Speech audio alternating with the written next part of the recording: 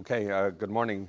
Today's daf is Daf Tesvav. I just want our Talmud Torah sponsor of the month for Elul's Ed and Faith Wolf and family in memory of their beloved father, grandfather, and great-grandfather Cyrus Wolf, Shalom ben Tzvi Hirschzal. Our Daf Yomi for the first parak of Eruvin, our sponsors, dedicated memory and Le'ilu Nishmas Herman Venek, Chani Yisrael ben Ruvain Zal, by Jeffrey and Sherry Venek and Stephen and Holly Venek. Herman was a beloved husband, father, grandfather, great-grandfather, and longtime pillar of our Kehillah. May our collective learning serve as an aliyah for his neshama. We also have the week of learning sponsored by Yehuda and Bracha Buchwalter in memory of Floret Buchwalter, whose yahrzeit is the 6th of Elul. Okay, so we are going to pick up right at the top of the daf on daf Tesvav. So it says the Gemara. Itmar. So we learned lechi ha'omen me'elav. So we're going to grapple with this case, which is a question of if you have a lechi that that came to be there by itself, that you didn't prepare it specifically to be a lechi. So Abaya Amar have a lechi. Abaya says it's a lechi, and Rav Amar lo have a lechi. That's not a lechi. And we'll see later. This was a long time dispute between them. Okay.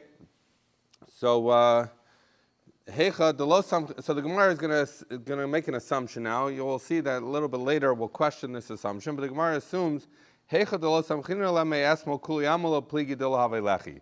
if the way Rashi understands this means that if we did not before Shabbos start intend that this lechi should serve as the lechi that's being mater the Korah, so then kuli amlo pligi de lave lechi, everyone will agree that that's not a lechi.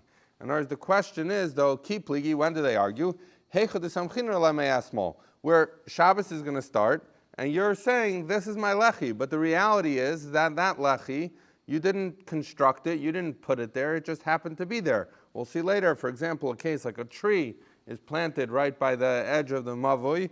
Can you rely on something like that? So that's what they argue about. They argue where you intend to use it as your lechi, but you didn't put it up as your lechi. So Abaya Amar have a lechi, it's a lechi that you relied on it from yesterday. And Rav Amar lo have a lechi. Rav says not a lechi given the meikar lava daiti tahachi avidi, that since you didn't make it from the beginning, you didn't make it with this in mind. Lo have a lechi, it's not going to be a lechi. Now we'll see the Gemara later on. Will describe, we'll explain why they hold what they hold and why they have these opinions. But that's where we're going to take it from now. Just to look at the structure of the Gemara is going to give us a hint. The Gemara says, initially the Gemara is going to think, the Gemara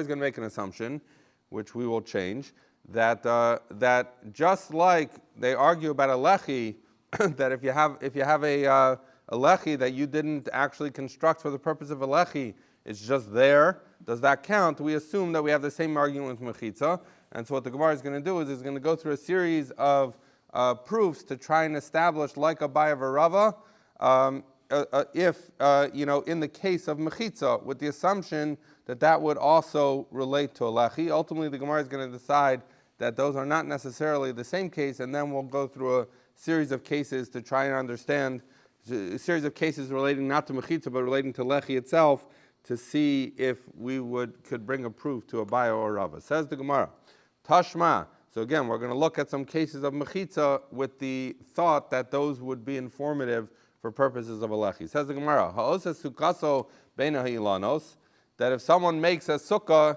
in an area where there are trees, v'ilanos defanas law, and those trees can serve as the walls. So we said that that's acceptable. You can have a sukkah whose walls are made of standing trees. So the Gemara, we say kshera, that's kosher.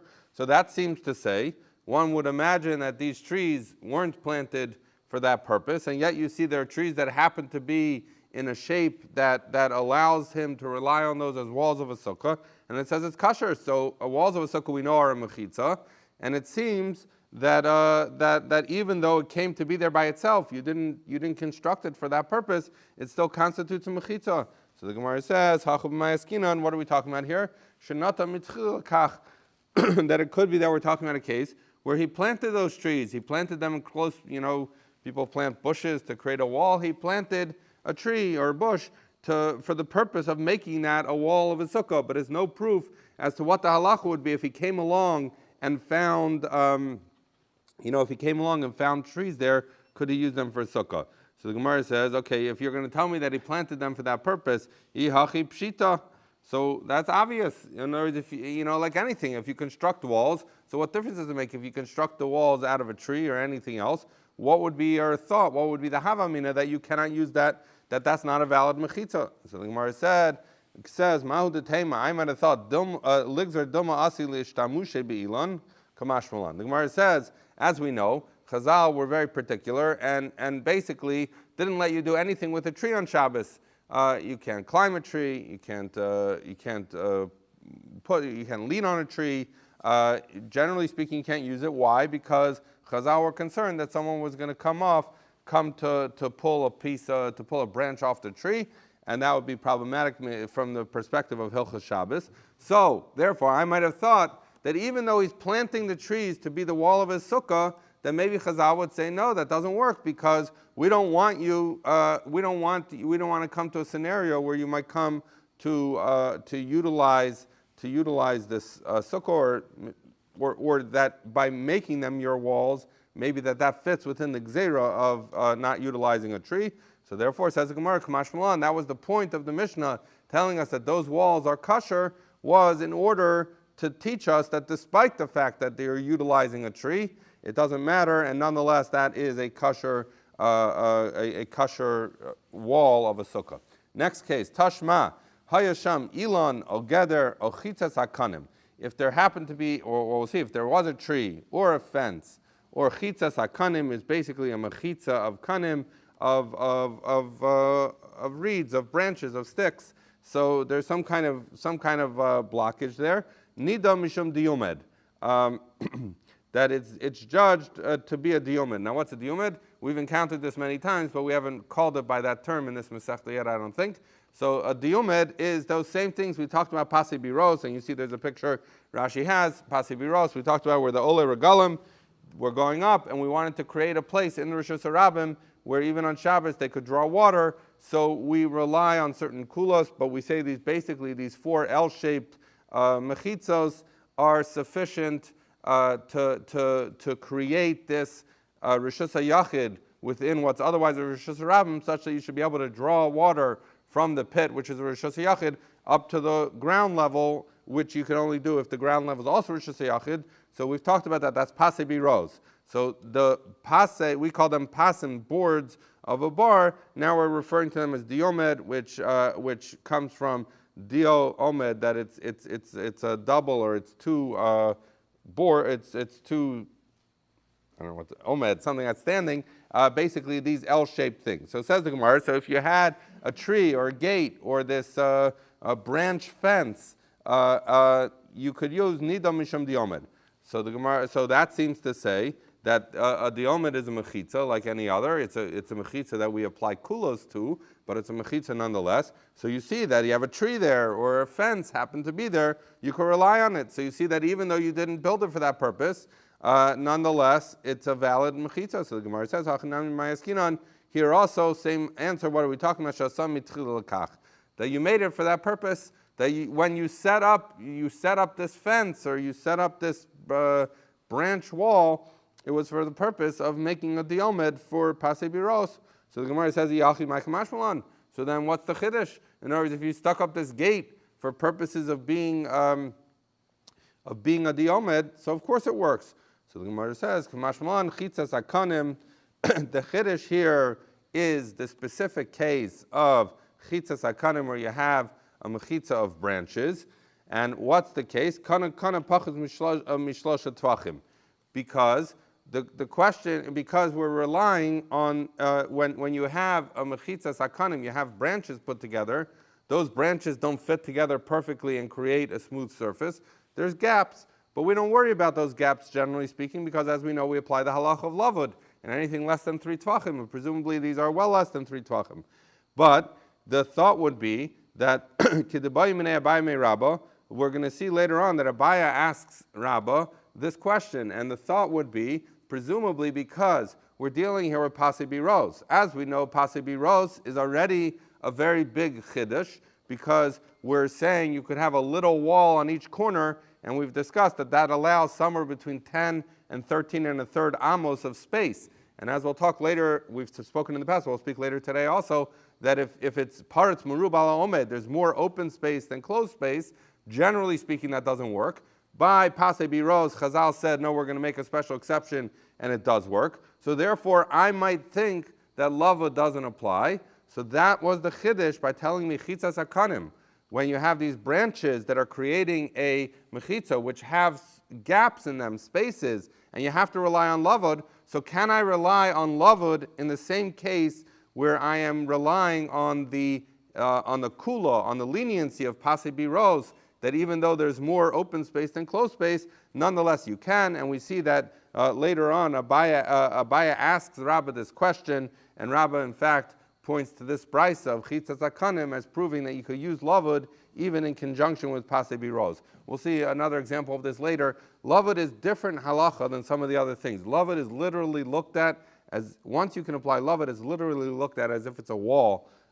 We'll see a little bit about that later. Says the Gemara, next case, Tashma, Elon hamesech ala aretz. This is a mission we're going to deal with later. If you have a tree that's spread over the land, over the ground, so you have a really, you'll see later, maybe it's a really, really big tree, but you have a big tree, and the branches, as Rashi points out, start from their source at the trunk of the tree, start higher than 10 tefachim, and it comes down and basically creates this overhang that creates a space that's covered by these leaves. Now, obviously, you're going to need, you'll see we're relying on this as a mechitza, you need those leaves to be somewhat substantial, and in fact, they have to be a little bit more substantial than just blocking, because as we've discussed in the past, that in order to be valid mechitza, it can't flap around in the wind. So these are fairly substantial leaves that are coming down. So Ilan HaMesach HaAretz, that you have this overhang over the ground of the tree. So we say, Im ein nofel gavoa min aretz gimel tfachim,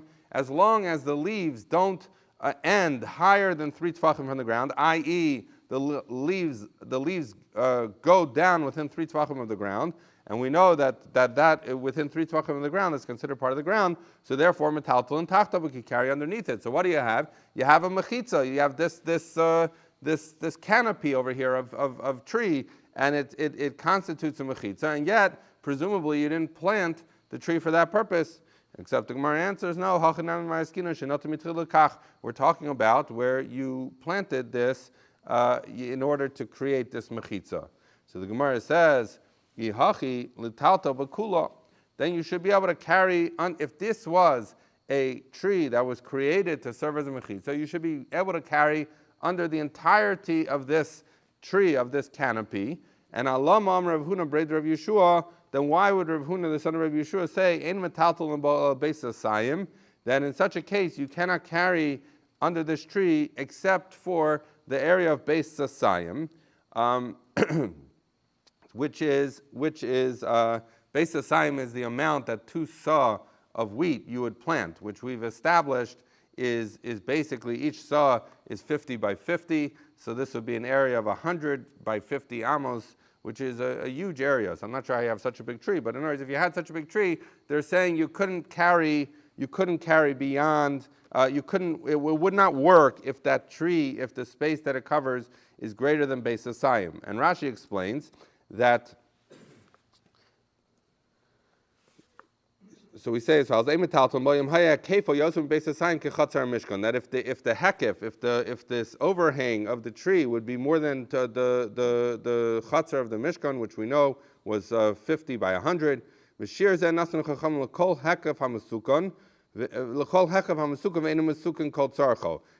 anytime you have a mechitza that is, it's there, but it's not a perfect mechitza. Could go on lemechitza shein ba shasi va'arev b'hai pirka, because where you have a mechitza that relies on lavud, but it doesn't have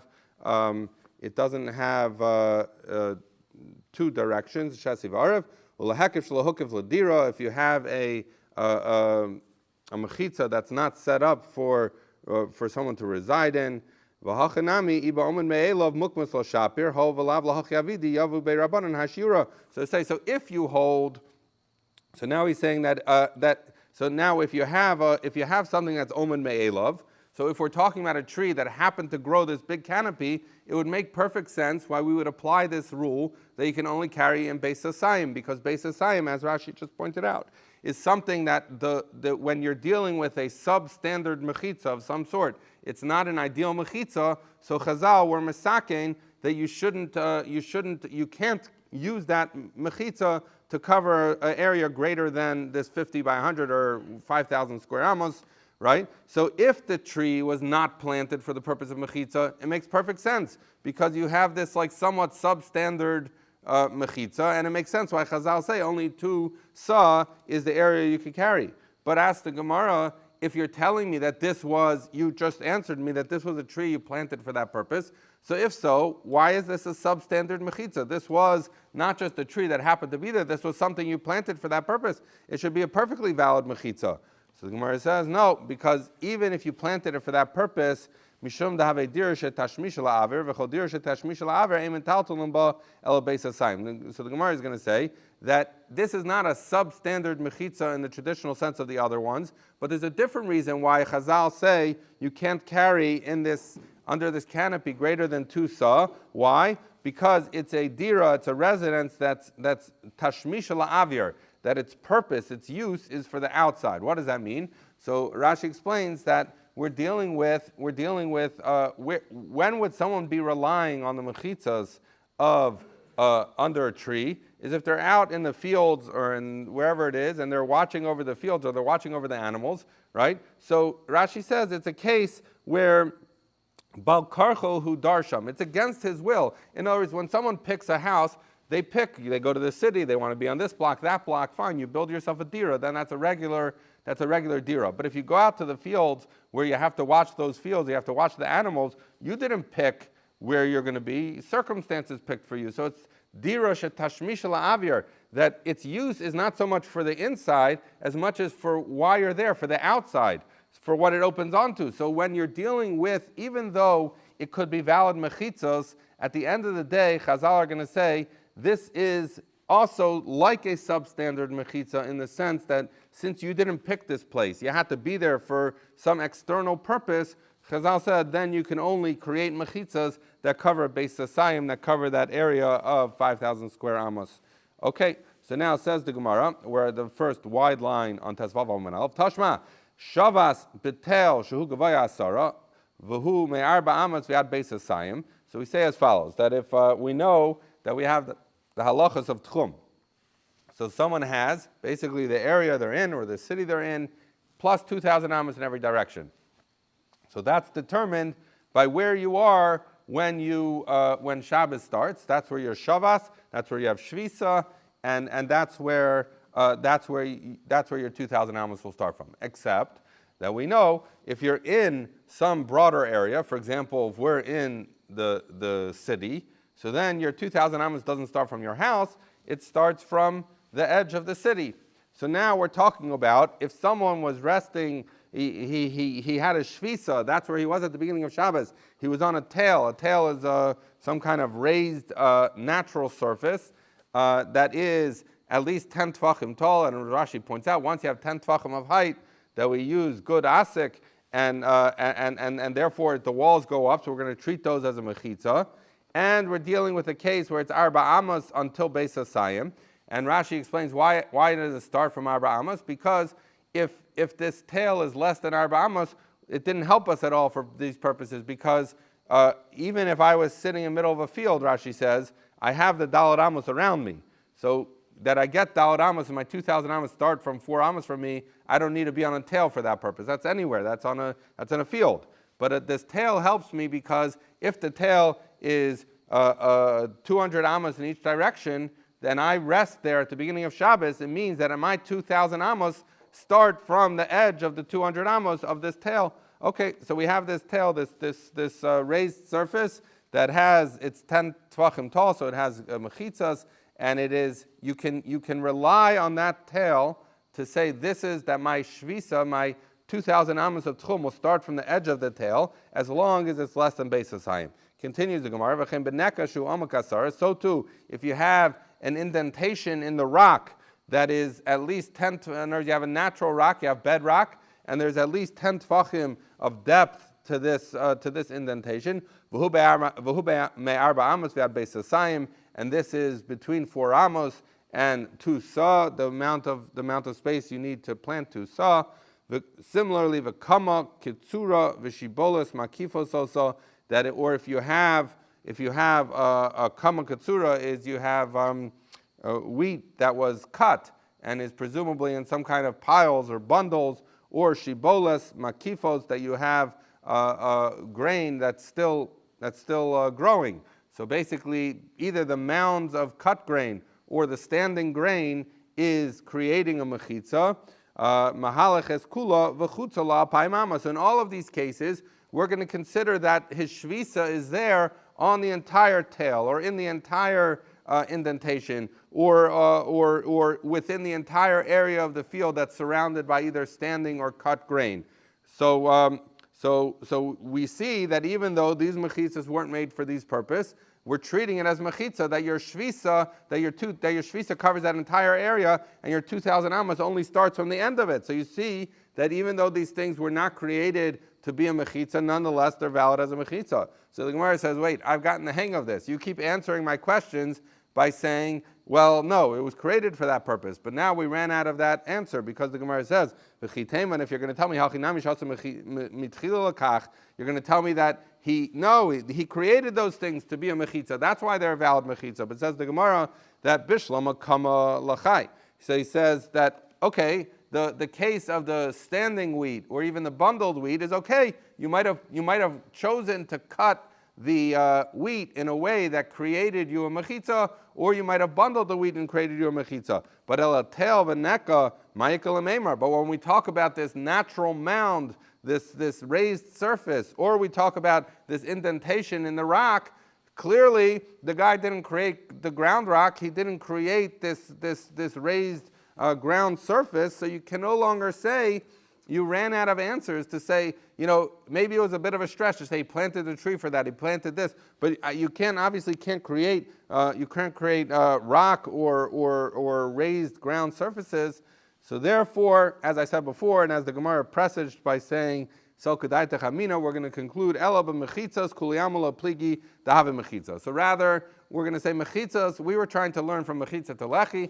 Mechitzas are different than lechi. Mechitza is a reality. If you have a mechitza there, then it's halachically going to be deemed a mechitza. It doesn't matter whether you put it there, whether you planted it there, or whether it was there from the beginning.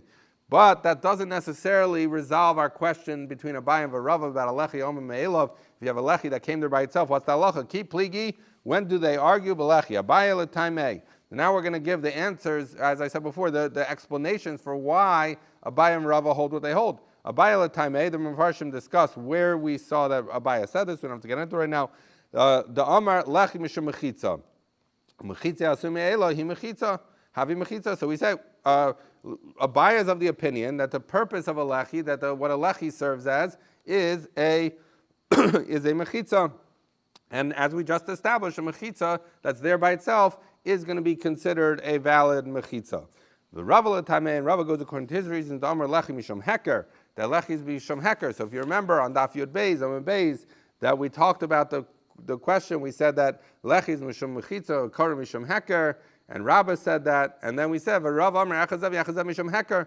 Rava said that both kara and lechi, the purpose of them is heker. So therefore, iyavidi biyadayim have a heker. So Rava would say that if someone crafted a lechi for the purpose of being a lechi, then that's a valid lechi. Lo have a heker. But if not, it's not a heker. Why? Because if someone, in other words, we actually were introduced to this concept earlier.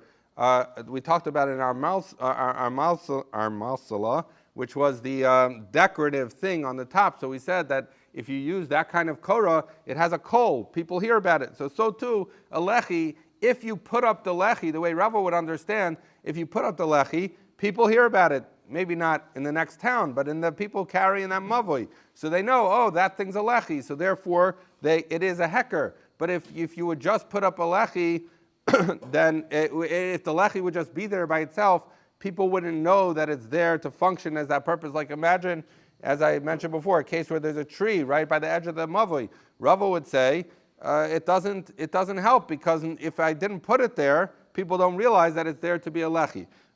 Whereas a buyer would say that it's a mechitza. So that it's a mechitza. So now the Mefarshim discuss a lot. In other words, once we say it's a mechitza, that a lechi omen me'elav is a mechitza according to Abaya. So then the question is, at the beginning we said that both Abaya and Rava agree that you require that it has to be something you're relying on it from before Shabbos. But the Gemara asks, or the Mefarshim asks, that if Abaya says the reason for a lechi is mishum mechitza, we just finished saying a mechitza doesn't need to be set up for that purpose, and who cares whether you had in mind to use it before Shabbos or you didn't. So so the Mefarshim go different ways. Rabbi Akiva Eiger, is famous Rabbi Akiva Eiger, says that even when you hold it's a mechitza, there's still an element of heker there. The Meiri discusses the idea that a lechi is theoretically such an insubstantial item that it needs the added aspect of, in other words, otherwise it might be considered something that's meaningless. So by having in mind that you're going to use it and relying on it, that invests it with the significance that we rely on it. So there's still some element that even though it's a mechitza, it's a little bit of a different mechitza, and therefore you require that kind of intention. Okay, so as I said before, the structure, the question we're dealing with is, if you have a lechi that stands by itself, it wasn't put there for this purpose, is that a valid lechi or it's not a valid lechi? Abaya says a valid lechi, Rava says not a valid lechi. We tried to prove from a bunch of cases of mechitza, and we answered most of them, but then we got to one that we couldn't answer, and we said, okay, clearly Abaya and Rava are not arguing by mechitza, because we saw this case where it couldn't be said that it was done on purpose. So now we're saying, okay, so therefore we're not going to learn from mechitza, and we're left with just lechi. We want to know lechi omen me'elav. Abaya says it's good, Rava says not good. We're going to try and bring some proof. Says the Gemara, Tashma, we're about eight lines down in the white lines. Avnei geder hayotzos min hageder muvdala zum pachas mishlosha ein tzarich lechi acher. So we say as follows: if you have the stones of a gate that come out from the gate, so we've described this before as nichnas v'yotze. We talked about it in the concept, but it's basically it's like this: that you have brickwork, and if you pull out some of the bricks, you're going to have like indentations every other one. So it's going to look like this, right? So that's avnei geder yotzes min hageder muvdala zum pachas mishlosha. That if the height of from one brick that's sticking out to the brick beneath it, if all of those have less than 3 tfachim of height, ein tzarich lechi acher, then you don't need a different lechi. Why? Because lavud would treat this entire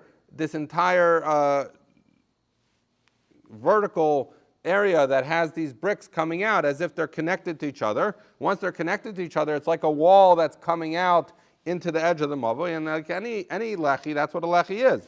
But shlosha, but if the vertical height between the bricks is greater than 3, then they're not considered connected, and you don't have a wall sticking out. You don't have a lechi, so then tzarich lechi acher, then you need another one. So now the Gemara is assuming, presumably you didn't build the wall and stop in middle. Presumably that was there. You didn't do that for the purpose of a lechi. Who makes a lechi like that? You could stick up a little stick. So the Gemara says, no.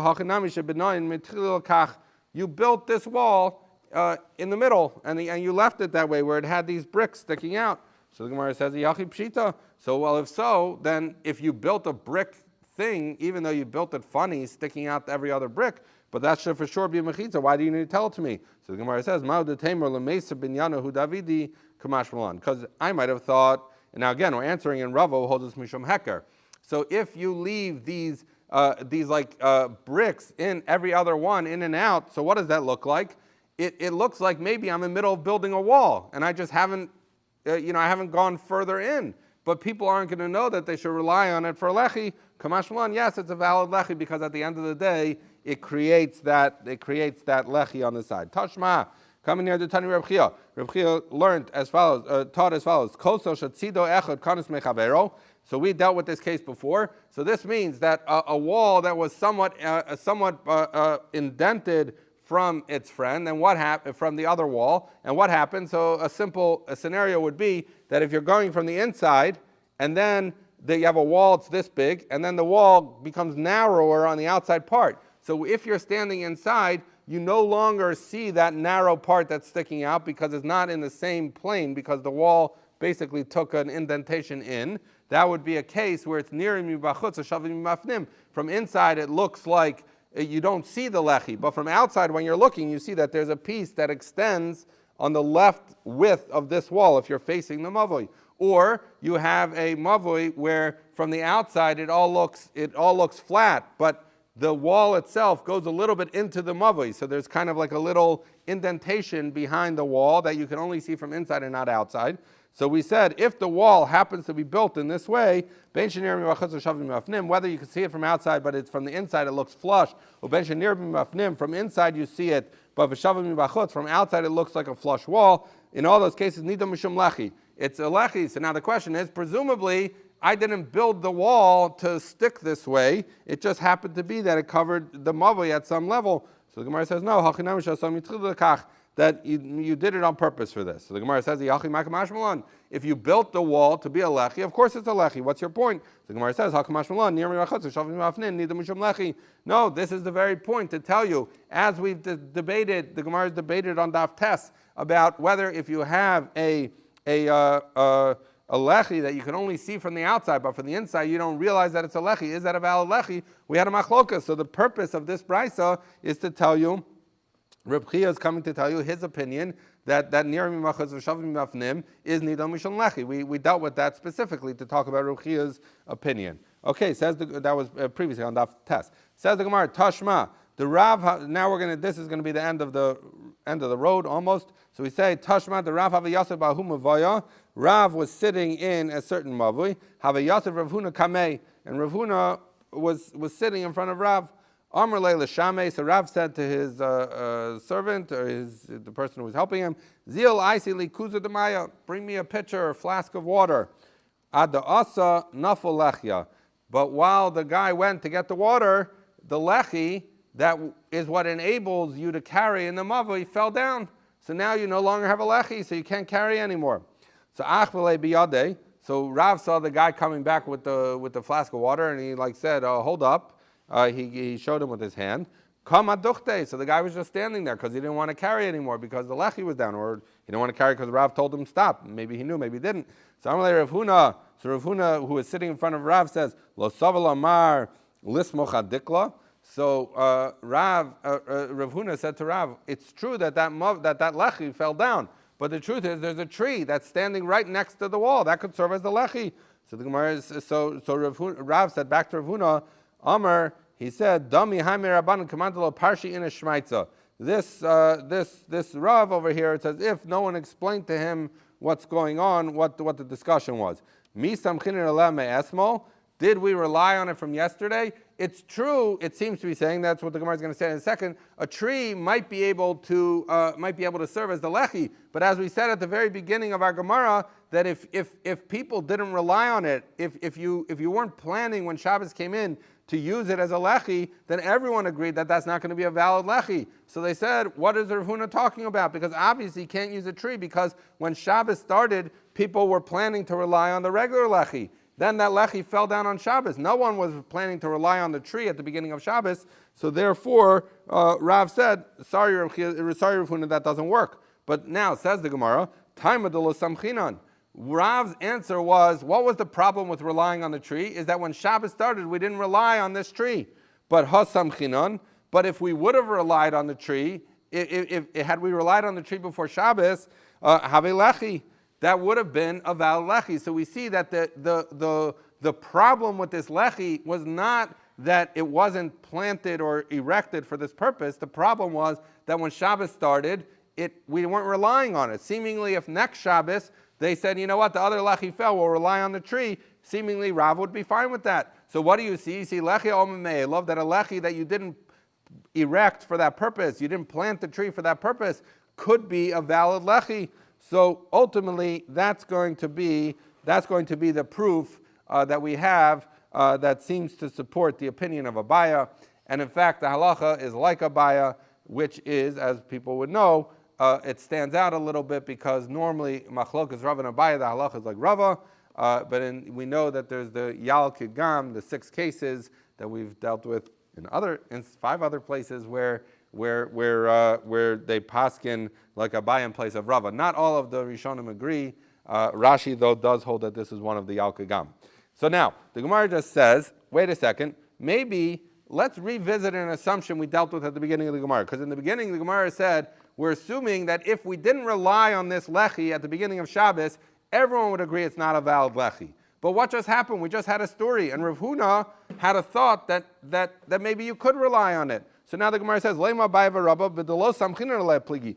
Maybe Abaya and Rava only argue where you did not have in mind for it before, but hasamchiner le'have lechi. Maybe it's the opposite. Maybe everyone agrees that if before Shabbos you were planning to use this thing as your lechi, both Abaya and Rava would say that that's a valid lechi, even though you didn't establish it for this purpose as a lechi omen me'elav. And maybe they only argue in the case where you didn't rely on it before Shabbos, that Abaya then would be saying, even if you didn't rely on it before Shabbos, a lechi omen me'elav is a lechi. And Rava would be saying, no, it's not a lechi. Now what's interesting about that? Because if that's true, then what Rav paskind, where he told Rav Huna no, Rav was saying in this case it doesn't work. So then he would be saying, instead of initially we said he was saying like Abaya, which is that it's only if you're somach on it. And Abaya was saying it's good, but if Abaya is saying it even where you're not somach on it, Rav was saying, sorry, to Rav Huna, you can't be somach on it. So then he would be saying like Rava and not like Abaya. So in other words, if we switch what Rava and Abaya are arguing about, it turns out that the story with Rav would now support Rava, because Rava is the one who says, yes, I agree that if you relied on it from yesterday, you can use it, but if you didn't rely on it, you can't use it. And in fact, Rav said, since we didn't rely on this tree, you can't use it. So now we would be, if we switch what Rava and Abaya are arguing about, it turns out that the story with Rav supports Rava instead of Abaya. So the Gemara says, Lo sakadaitach. You shouldn't think that that's what they're arguing about. The Ahu Barka, there was a Barka, which Rashi says is a Yitzia, a porch, or something like a porch. The Have Bei Bar Chavu, that there was this porch by Bei Chavu. And basically the idea was the porch was held up by some kind of support, and that support was positioned in such a way that it could be used as the lechi of a neighboring area, which was a mavui. So you have a lechi omen me'elav, because it was built to hold up the porch. It wasn't built to be a lechi, but it could serve as a lechi. That Abaya and Rava, I said before, they argue for a long time. All of their years, they argued about this case. So what's the point? So clearly, this is a case of where even if you were somech on it, why? Because even if the first week that they figured this out was Shabbos, okay, so they said we didn't plan to use it, but the next week, right, they would say they planned to use it. So if Abaya or Rava agree that, if everyone agrees that if you planned to use it and you were somech on it, that makes it a valid lechi, then everyone would agree, excuse me, then Abaya and Rava would both agree that it's a valid lechi, and yet they argued all their years. So clearly they're arguing in a case where clearly it's like we initially thought, that where you did not have in mind to use it, everyone would agree you cannot use it. And the question only is, if you had in mind to use it, can you use a lechi omen me'elav? Abaya says yes, Rava says no, the halacha is like Abaya. Says the Gemara, the Mishnah, b'chol osen lechiayin afilu b'davar sheish bo ruach chayim, that lechi can be made of anything. It can even be a living animal. You could stick a living animal at the edge of, presumably have to chain it there, at the edge of the mavoi to serve as your lechi. Rabbi Meir oser, Meir holds you cannot use a living being. And Rashi on Amud Beis says because that a mechitza that relies on ruach chayim, like a living spirit, is not considered a valid mechitza. That's our mayor's opinion. Continues the Mishnah, umatami mishum golel, that the Tanakama holds that if you have a living animal, you can use that as a golel. Rashi understands a golel to be the covering of a coffin, basically. Whatever you bury someone in, you would put the animal as the cover. And the Rabbeinu Tam and others learn that it's talking about the matzeva, the gravestone. But in any event, Matami Mishum Golel, that a living animal, even though animals normally don't cause tumah, then in this case they're going to cause tumah with maga. With maga, with touching, and with ol. Machlokas Rishonim about masa. But whatever the point is, you could have a living animal convey tumah if it's serving as the cover of a coffin or as a gravestone. Rabbi Meir Metayer, and Rabbi Meir says no, it's not, because Rabbi Meir is of the opinion this is like a mechitza, and you cannot have a living being being a mechitza. And the Tanakhama says if you have a living animal, you could write a get for a woman on the animal and give her the animal, and that's going to be a valid get. For Rabbi Yossi Aglili, Rabbi Yossi Aglili says no, that doesn't work. Okay, says the Gemara, Tanya, we learned in a brayso, Rabbi Meir says, Kol davar sheyesh bo ruach chaim ein osin oso lo dofen lo sukkah v'lo lechi lo mavo v'lo pasan lo biros v'lo golo lo kever. That Rabbi Meir, as we've just learned, he holds anything that that's a living item. You can't make it a wall for a sukkah. You can't make it a lechi for a mavoi. You can't make it for the L-shaped brackets for pasi biros. You can't make it as a cover for a coffin or as a gravestone.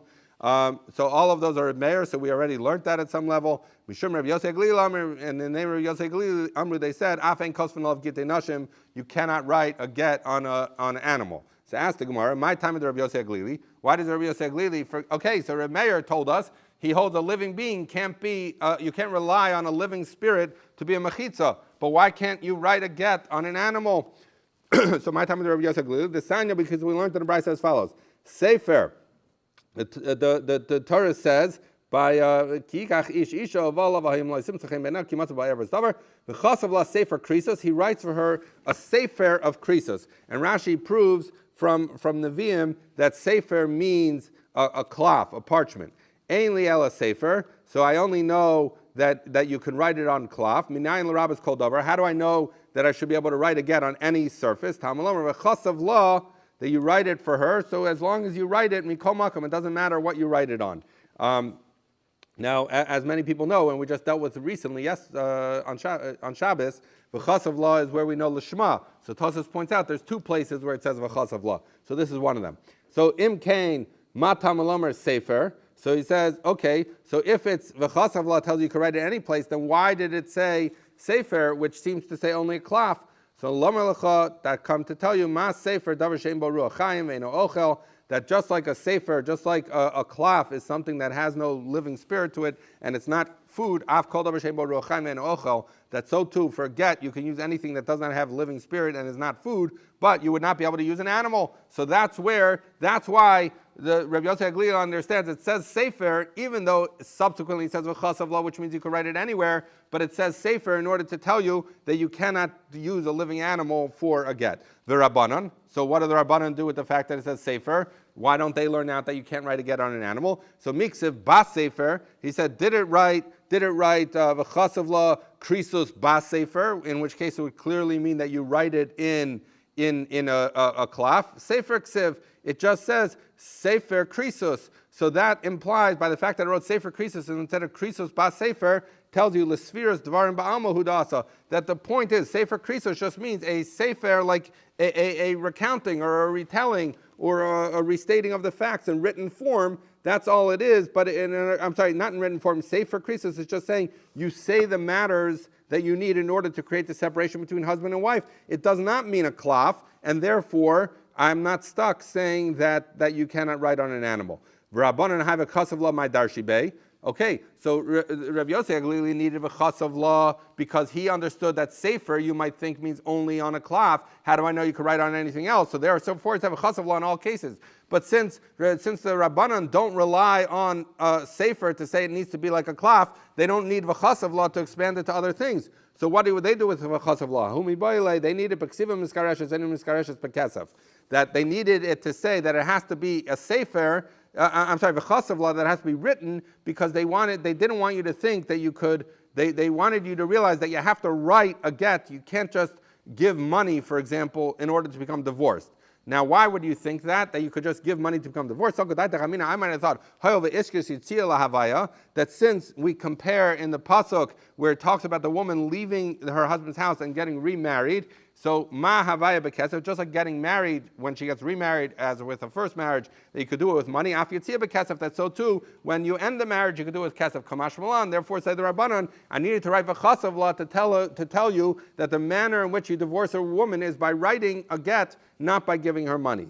Rabbi Yossi Aglili, high svar min alei. So if Rabbi Yossi Aglili can't use v'chasav law because he uses it to say that you could write on anything, where does he know the idea that you have to divorce a woman in writing and not by giving her money? So we say, Nafka lemi sefer krisus, sefer karsa, vein davar acher karsa. From the fact that the Torah chose to write sefer and krisus together, it tells you that even though we're using sefer to tell you a klaf and the v'chasav law to expand it, but the fact that it wrote sefer next to krisus tells you sefer karsa, vein davar acher karsa, it's the writing that he puts in this klaf, or as v'chasav law tells you any other form of writing.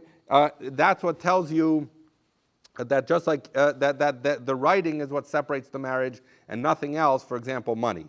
V'rabbanan high sefer krisus. What do they do with sefer krisus? So we say mibai it's on earth because they're not using it to say, they don't need it to say that you need a written form to divorce, because they know that from v'chasav law. So what do they do with sefer krisus? So we say that they need it to explain that a get needs to be something that actually definitively severs the relationship between husband and wife. Look at the Sanya, like we learned in our Brisa.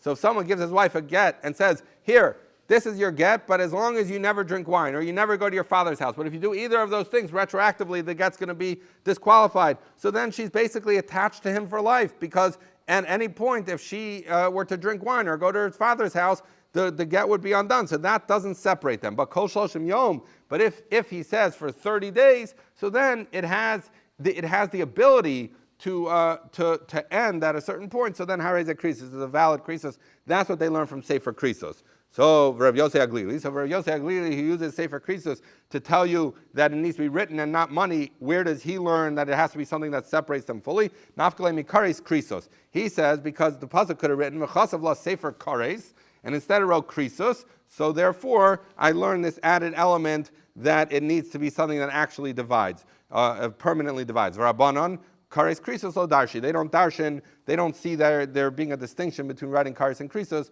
So therefore, they don't see that as a drasha. So we've now explained, because Rabbi Yossi Aglili needed the pasuk to tell me that you can't use an animal. The Rabbanan didn't, and we've walked through all of the sources. Says the Mishnah, Shiara shechansa bebika v'kifuha kli behema. So you had a caravan that was traveling, and then they got to some bika, a valley, which is a Carmelis, and they wanted to rest there for Shabbos. So what did they do? They surrounded their camp with the clay behema, with saddles and stuff like that. So metaltal and betolcho, you can carry in that. That's a valid mechitzo. Bavachi hey geder gavar asar tfachim. As long as these things you put up are 10 tvachim tall. V'lo yihi pertos yiseres al binyan. As we've been discussing, you can't have parts merub al omed, and then you can't have more space than you have standing things, these animal implements. Kol pirto shehi ke'eser amos mutaris mipnei shi ke'pesach. So that any opening that is 10 amos or less is mutter, because it's like a pesach, as Rashi points out,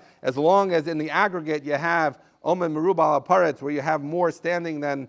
So in other words, it's saying up to 10 amos is not a problem, as long as in the aggregate you have omid merubal aparetz. But yeser mikan, if it's more than 10 amos, asar, as Rashi points out, even if the entire rest of the area would be a solid wall, if you have an opening greater than 10 amos, that destroys the mechitza. Continues the Gemara. Itmar, paretz ka'omid. What would happen if you had the equal amount of animal implements with open space? So it's not paretz merubal omed, but it's not less than the omed. It's equal. Rav Papa Amar Mutter, Rav Huna Bred Rav Yeshua Amar Asar. Rav Papa says Mutter, Rav Huna, the son of Rav Yeshua, says Asar.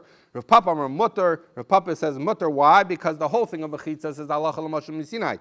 Hachi Agmane Rachman Moshe. The Rebbeinu Shalom told Moshe, Lo Tifretz Ruba. Don't have the majority of a Mechitza be open air. In the majority, right? So therefore, we would say that. So Rav Papa would say, but half and half the Rebbeinu Shalom told me don't have more than half, but half and half would be fine. Rav Huna Breder Rav Yeshua, Rav Huna the son of Rav Yeshua says, Aser, it's Aser because Hachi Agman Rachman Moshe. When the Rebbeinu Shalom was teaching Moshe the halacha Moshe Misinai, he said, Gedar Ruba, you should fence in the majority. What would that tell you? That if you do it even Steven, that you haven't fenced in the majority, and therefore that would not be a valid mechitza. So ask the Gemara, Tanan, we learned in our Mishnah, Lo you pirtzos, Yiseres halabinyan, that you can't have the openings be greater than the closed-in parts. But that implies hakibinyan, but if it would be even, it would be mutter. So the Gemara so that seems to imply like Rav Papa. So the Gemara says, Lo tema hakibinyan mutter. Don't make that inference to say if it would be like the binyan, it would be mutter. Ela ema im binyan yaser ala pirtza mutter. So there's a little bit of a funny. Normally we would say if you say the majority can't be parrots, that would mean even is okay. But he's saying no. The opposite implication is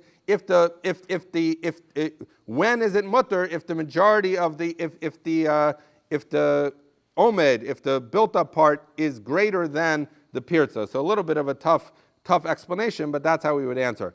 Avol kibinyan mai, but if it would be, so it says the Gemara avol kibinyan mai, but let's say it would be perfectly equal aser.